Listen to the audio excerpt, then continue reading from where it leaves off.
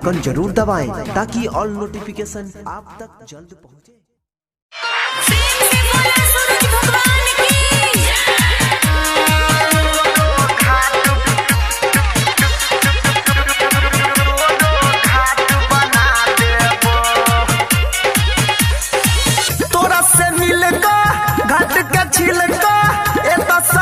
चमका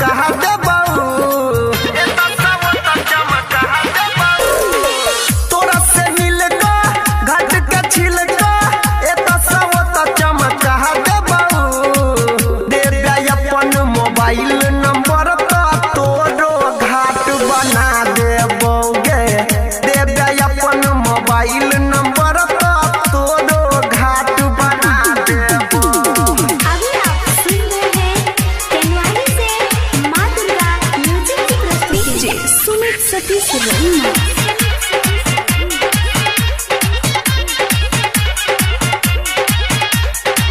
मान लेना बात तू हमर गे, हमरा बना लेना तू लभर गे।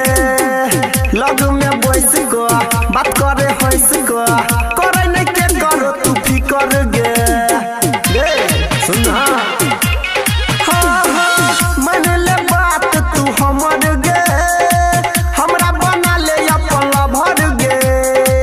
लग में बैस गो बात करे हंस गो, करे नहीं के करो तू फिकर गे। चकमाक करता लट्टू बे बरता मोर करी हम लगा देबो।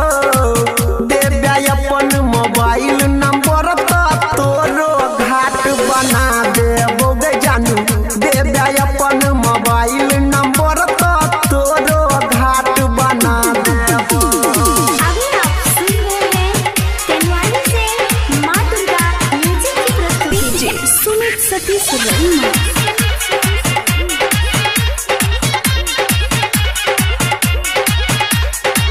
घाट बनाई बजे हो हम गे, रहत नंबर 1 गे।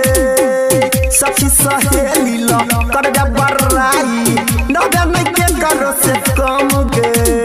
बुझलही घाट बनाई बजे हो हम गे, रहत नंबर 1 गे।